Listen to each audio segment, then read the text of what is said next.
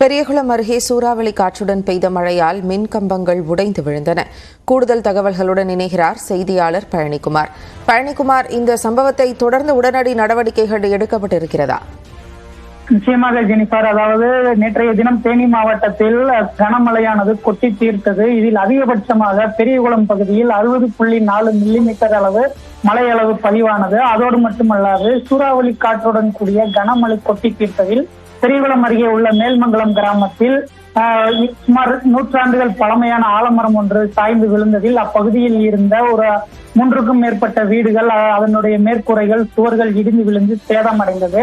அதே போல முத்தியா கோயில் செல்லும் சாலையில் இருந்த மின்மாற்றி அடியோடு சாய்ந்து விழுந்ததில் அதன் தொடர்ச்சியாக இருந்த 10க்கும் மேற்பட்ட மின் கம்பங்களும் சாய்ந்து விழுந்தன. இதில் நல்வாய்ப்பாக அப்பகுதியில் பொதுமக்கள், விவசாயிகள் என யாருடைய நடமாட்டமும் இல்லாததால் பெரும் அசம்பாவிதம் தவிர்க்கப்பட்டது.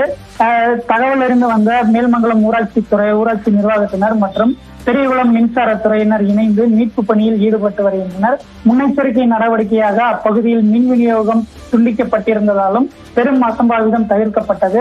இருந்த போதிலும் அப்பகுதியில் இந்த பழுதடைந்த மின்மாற்றிகளை பழுதுபார்க்கும் பணிகள் தற்போது நடைபெற்று வருவதால் அந்த சீரமைப்பு பணிகள் முடிவடையும் வரை மின் விநியோகம் நிறுத்தப்பட்டுள்ளது. தொடர்ந்து ஊராட்சி நிர்வாகம் மற்றும் மின்சாரத்துறையினர் இணைந்து சேதமடைந்த அந்த மின்மாற்றிகளையும் மற்றும் ஆலமரம் முறிந்து விழுந்த ஆலமரங்களையும் அகற்றும் பணியில் துரிதமாக ஈடுபட்டு வருகின்றனர். ஜெனிஃபர், விவரங்களை தந்ததற்கு நன்றி பழனிக்குமார்.